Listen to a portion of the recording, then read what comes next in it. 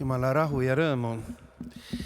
See armastus Jumala vastu, see ligiollu jõudmine usus Jeesuseni ongi mu tänane teema ja ma tahan Jeesust austada ja teda üles tõsta, temasse taas armuda koos teiega uuesti ja 1000 ja enam põhjust on ikka tõsta teda kõrgeks ja ülistada ja austada teda, sest tema on kõige kaunim 10 000 seast, nii nagu ütleb apostel Juuda salmides 14:15. Vaata, issand tuleb 70 000 pühaga pidama kohut kõigi üle ja karistama iga hinge kõikide nende Jumala kartmatute tegude pärast, tegude eest, mis nad Jumala kartmatul on teinud ja kõikide kalkide sõnade eest, mida Jumala kartmatud patused tema vastu on rääkinud. Ja tema, meie Jeesus, on meie issand, tervendaja ja päästja. Nii nagu loeme Filippi kirjas, tema on issand, et iga keel tunnistaks, Jeesus Kristus on issand, Jumala isa kirkuseks, Filippi 2:11. Ja tema on tervendaja, meie arst, Luuka 4:23. Tema ütles neile, küllap te ütlete mulle selle vanasõna, arst, aita iseennast. Mida me oleme kuulnud Kapernaumas olevat sündinud, tee ka siin oma kodukohas. Tema on issand, Johannese 4:42, aga naisele nad ütlesid, me ei usu mitte enam sinu kõne tõttu, vaid me oleme teda ise kuulnud ja teame nüüd, et tema tõesti on maailma päästja. Meie Jeesus on meie usu keskpunkt, usu alustaja ja täidesaatja, nagu ütleb Hebra kirja autor, Hebra 2:12. Vaadakem üles Jeesusele, usu alustajale, täidesaatjale, kes häbist hoolimata kannates risti temale seatud rõõmu asemel. Mind vaimustas juba mitmeid päevi, ma olen veetnud ühe ingliskeelse poeemi või õieti kirikulaulu juures, mille sõnad kirjutas 1922. aastal naisterahvas Rea Miller. Sellest luuletusest sai võimas kirikulaul.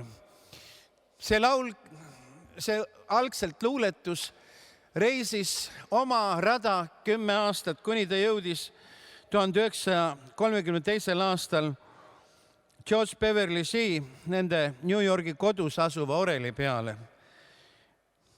Ja see laulu ingliskeelne pealkiri on I'd rather have Jesus. Mul pigem on Jeesus. Ja ühel päeval istub oreli taha 23-aastane muusikust noormees George Beverly Shea ja tema tähelepanu köidab siis see orelile asetud Milleri luuleread. Kuuldes köögist, kuidas poeg laulab temale antud meloodiat sellele luuletusele juurde, tuleb ema pisar silmil köögist ja palub poega, et ta esitaks selle järgmisel pühapäeval kirikus. Nii kuulis sellest kogudus ja sellest laulust sai üks kiriku lauldavamaid kristlikke laule. Mõned aastad hiljem, kui George Beverly Shea liitus doktor Billy Grahami kuulutusmeeskonnaga, sai sellest laulust, 2 laulust, teine oli Jumal suur oled sa, mis siis alati lauldi evangeelsetel krussaadidel, kus 1000, 10 000 inimesed tulid Jumala juurde. Ja selle laulu sõnad on nii palju ütlevad, et vabatõlkena on need sõnad, mul pigem on Jeesus kui hõbe ja kuld. Mul pigem on tema ära rääkimata rikkused. Mul pigem on Jeesus kui majad ja maa.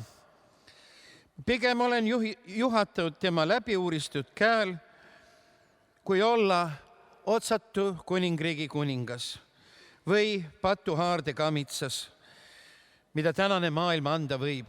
Mul pigem on Jeesus kui rahva aplaus. Mul pigem olen ustav tema kallile kingile, kui olen maailma kuulus. Pigem olen ustav ta pühale nimele. Ta on haruldasemate liiliate haruldasem lõhn. Ta on magusam kui kärjest nõrgu mesi. Ta on kõik, mida nälginud hing vajav. Mul pigem on Jeesus ja tema juhtimine on siis see laulu lühi selline essents, armastuse sõnad Jeesuse vastu räägivad. Ja täna olen ma valmis pannud 7 viisi, 3 korda 7 viisi, kuidas Jeesusele läheneda Johannese evangeeliumi ainetel. Ja esmalt siis 7 imetegu, mida Jeesus teeb Johannese evangeeliumis, 7 tema enda öeldud tiitlit, mida ta endast ütleb, ja lõpuks 7 tunnistajat, kes siis annavad tunnistuse Johannese evangeeliumis Jeesuse kohta. Lugesin sel nädalal üht piibli teemalist luuletust Sõna. See on Ehvate koori omaaegse laulja Siri Abramsi sulest ja loen need enne, kui võtame päris mitmeid piiblisalme imedest ja Jeesuse nimedest. Sõna. On piibel avatult mu ees ja sõnaroog on selle sees. Hea värske eluleib on see, mis annab jõu ja tervise. Üks eriline toit on see, on magusta ja soolane. Ta mõrugi on paiguti, kuid kasuks siiski alati. Ta paiguti küll toores näib ja mõistusele vastu käib. Neid kohti mõttes küpsetan nii kaua, kui neist aru saan. Üks erakordne leib on see, nii suur, et jätkub kõigile. Sealt tükikesi murran ma ja söön neid suure isuga. On kõike tervelt korraga, ilmvõimatu mul neelata, kuid jupikaupa ometi saan söönuks sellest alati. Nii siis luuletas Siri Abrams. Ameerika presbüteri koguduse evangelist William Edward Peterwolf on öelnud, inimene, kes loeb Uut Testamenti ja ei näe, et Kristus on enam kui inimene, on inimese sarnane, kes vaatab pilvitul päeval taevasse ja ei näe päikest. Ma olen vaimustunud viimasel ajal Jeesuse elutööst ja kuidas Johannes nopib välja tema tööst, tema elust 7 episoodi, 7 imet, mille alusel me võime uskuda Jeesusesse ja kuidas me võime uskuda Jeesusesse. Enne kui nende juurde tuleme, Kapernauma sünagoogi kuulsast eluleiva jutlusest Jeesuse surematud sõnad. Johannese 6, 27-29. Ärge nõutage rooga, mis hävib, vaid rooga, mis püsib igaveseks eluks. Seda annab teile inimese poeg, sest teda on Jumal isa pitseriga kinnitanud. Siis nad ütlesid, mida me peame ette võtma, et teha Jumala tegusid? Jeesus vastas, see ongi Jumala tegu, et te usute temasse, kelle ta on läkitanud. Jumala tegu on see, hea inimene, et sa usud tema sisse, kelle Jumal on läkitanud. Millise Jeesuse sisse me peame uskuma? Selle sisse, kes Johannese evangeeliumis näiteks teeb 7 imet. Muidugi sellesse Jeesusse, kes läbi piibli imesid teeb, aga esmalt siis need 7 siit. Usu tema sisse. Esimene imetegu. Usu temasse, kes teeb vee veiniks kaanapulmas ja ütleb, kuud tühja kivi anumat nähes, millesse iga ühte võis mahtuda vähemalt 100 liitrit, täitke anumad veega ja ammutage nüüd ja viige pulma vanemale. Esimene imetegu. See oli esimene tunnustäht, mille Jeesus tegi, millega ta avaldas oma kirkust, nii et ta jüngrid jäid temasse uskuma. Sa võid uskuda Jeesusesse kui selle esimese imeteo tegijasse. Teine imetegu Johannese evangeeliumis, kuninga ametniku poja tervendamine. Kuninga ametnikule, kelle poeg on Kapernaumas haige, Johannese 4, 43-54. Ütleb Jeesus, kui too palub teda oma kodusse tulla, mine, su poeg elab. ja inimene uskus sõna, mis Jeesus talle ütles ja läks. Ja juba koduteel tulid sulased vastu teatega, et ta laps elab.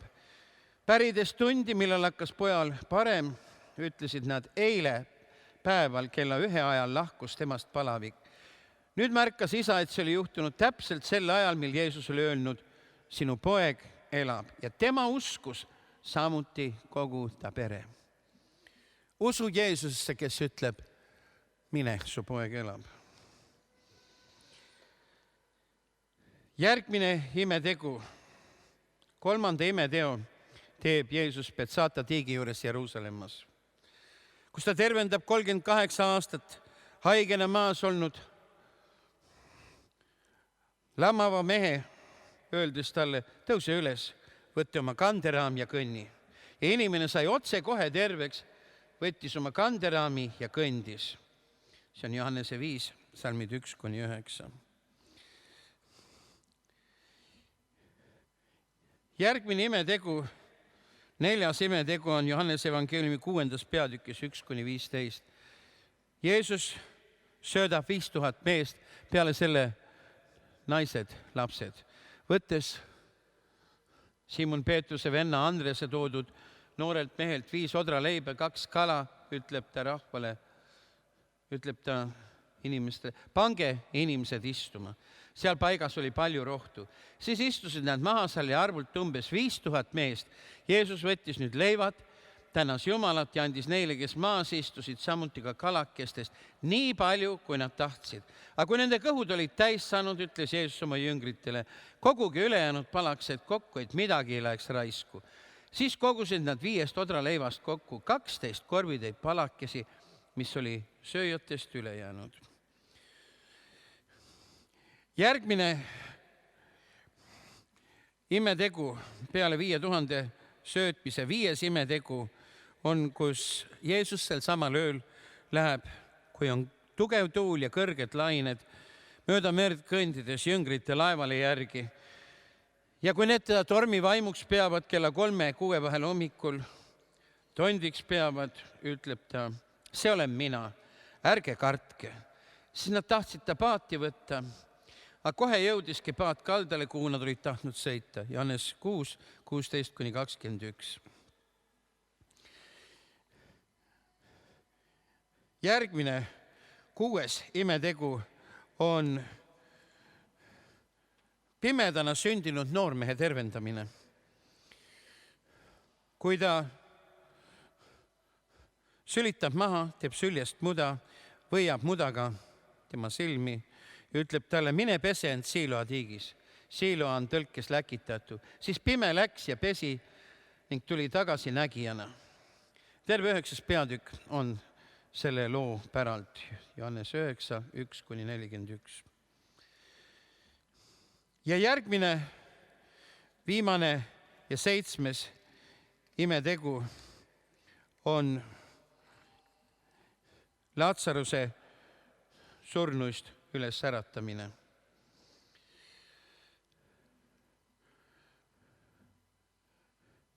Jumal suudab kõike. Ja mu hea on uskuda temasse, kes ütleb haua juures, veeretage kivi ära. Tõstke kivi ära. Ja hea on kuulda Jeesust ütlemas valju häälega, Laatsarus, tule välja. Surnu tuli välja, jalad ja käed mähistega mähitud ja ta silmade ümber oli seotud higirätik. Jeesus ütles neile, päästke ta lahti ja laske minna. See on Johannese evangeeliumi 11. peatükk 1-44, terve see lugu. Lehkav surnu tuleb hauast välja. Johannese evangeeliumis 7 imetegu ja 7 tiitlit, kus Jeesus ütleb 7 korral, mina olen. Me võime uskuda Jeesusesse igasse nendesse tiitlist ja saada selle väe, mis nendes tiitlites peitub. Esimene, mina olen eluleib, Johannese 6:35. mina olen eluleib, kes minu juurde tuleb, see ei nälgi iialgi, kes minusse usub, see ei janune enam iialgi. Ja see tiitel on ka teist korda Johannese 6:48, mina olen eluleib. Seda ta ütleb järgmisel päeval peale 5000 mehe söötmist, 5 odraleiva ja 2 kalaga. Teine tiitel, Johannese 8:48, mina olen maailma valgus. Kes järgneb mulle, ei käi pimeduses, vaid temal on eluvalgus. Seda ütleb Jeesus vahetult enne sündinud pimedaga kohtumist, kelle ta saadab Siiloa tiigile pesema ja tervist vastu võtma. Kolmas tiitel, Johannese 10:9, Jeesus ütleb, mina olen uks. Kes iganes läheb sisse minu kaudu, see pääseb ning käib sisse ja välja ja leiab karjamaad. Neljas tiitel, Johannese 10:11, Jeesus ütleb, mina olen hea karjane. Mina olen hea karjane ja annab oma elu lammaste eest. Ka seda tiitlit esineb 2 korda, Johannese 10:14 ka. Mina olen hea karjane ja tunnen omi ja minu omad tunnevad mind. Vahetult enne Laatsaruse ülesäratamist surnust ütleb Jeesus selle ühe oma võimsamatest tiitlitest, Johannese 11:25. Mina olen ülestõusmine ja elu. Kes minusse usub, see elab, isegi kui ta sureb. 6. tiitli ütleb Jeesus enda kohta siis, kui ta viimast korda on eenestanud oma jüngritega, andnud neile osa oma ihust ja oma verest, seades uue lepingu. Kui Juudas on lahkunud nende juurest teda ära andma ja ta ütleb Toomale Johannese 14:6, mina olen tee ja tõde ja elu. Ükski ei saa isa juurde muidu kui minu kaudu. Ja 7. viimase tiitli ütleb Jeesus juba täiskuuvalgel ööl, kui ta on teel Getsemani aia poole, Johannese 15:1. Mina olen tõeline viinapuu ja mu isa on aednik. Uskuge temasse, kelle isa on läkitanud, kutsub Jeesus. See on Jumala tegu, te usute temasse, kelle isa on läkitanud. Uskugem temasse nende imetegude alusel, nende tiitlite alusel. Uskugem, hoidkem tema ligi. Ma ise olen veel enda jaoks avastanud Johannese 10:10, mis on üks mu lemmikuid. Varas ei tule muu pärast, kui varastama, tapma ja hukkama. Mina olen tulnud, et neil oleks elu ja seda ülirohkesti.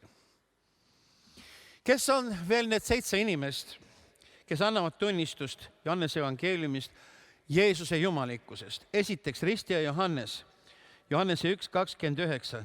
Järgmisel päeval nägi Johannes Jeesust enda juurde tulevat ja ütles, vaata, see on Jumala tall, kes kannab ära maailma patu. Teine tunnistaja, issanda uus jünger Naatanael, kellele ta kogu tõe ilmutab, Johannese 1:49. Naatanael ütles talle, rabi, sina oled Jumala poeg, sa oled Iisraeli kuningas. Kolmas tunnistaja, kes tunnistab Jeesuse jumalikkusest, on Peetrus, kes kriitilisel hetkel, kui kõik sünagoog Kapernaumas on tühjaks läinud ja lahkunud, Johannese 6:68 ja 69. Simon Peetrus vastas talle, issand, kelle juurde me peaksime minema, sinul on igavese elu sõnad ja me oleme uskunud ning ära tundnud, et sina oled Jumala püha. Neljas tunnistaja, Laatsaruse õde Marta, kellest saab esimene naine, kes Jeesust Messiaks nimetab, Johannese 11:27. Marta ütles talle, jah, issand, ma usun, et sina oled Messias, Jumala poeg, kes peab tulema maailma. Viies tunnistaja, uskumatu Toomas, Johannese 20:28. Toomas vastas talle, minu issand ja minu Jumal. Peale seda, kui Jeesus sirutab oma käed, ütleb, pista nüüd oma sõrm ja pihu siia sisse. 6. tunnistaja, Jeesuse armastatud apostel Johannes, Johannese 20:30. Ja Jeesus tegi jüngrite ees veel palju muid tunnustähti, mida ei ole kirjutatud sellesse raamatusse. Aga need on kirja pandud, et te usuksite, et Jeesus on Kristus, Jumala poeg, et teil uskudes oleks elu tema nimes. Ja 7. tunnistus Jeesusest Johannese evangeeliumis on tema enda poolt, Johannese 3:16, sest nõnda on Jumal maailma armastanud, et oma ainusündinud poja on andnud, et ükski, kes temasse usub, ei saaks hukka, ei hukkuks, vaid et ta oleks igavene elu. usu Jeesuse sisse, nii nagu on kirjutatud ja sulle saab nagu on kirjutatud. Usu Jeesusesse nende imetegude teostajana. Usu Jeesusesse nende tiitlite, nende nimede alusel ja tead, iga imetegu, iga nimi, millega sa Jeesusse seostad, see tõstab sind üles otse kui liftiga Jumala lähedusse. Jeesuse ligiolu, seda Jeesuse armastust, ligiolu, väge, ma soovin su ellu. Ja kui sa ei ole Jeesust varem vastu võtnud, siis täna, just nüüd on see hetk, sa võid seda teha öeldes. Issand, võta mind vastu oma lapseks, anna mulle minu patud andeks. Tee mu süda puhtaks Jeesuse püha nime ja lepingu vere pärast. Anna mulle patud andeks. Pane palun mu nimi kirja oma taevasesse raamatusse ja täida mind püha vaimuga, et ma ei eksiks õiguse teelt ei vasakule ega paremale, vaid võiksin käia seda teed igavesti.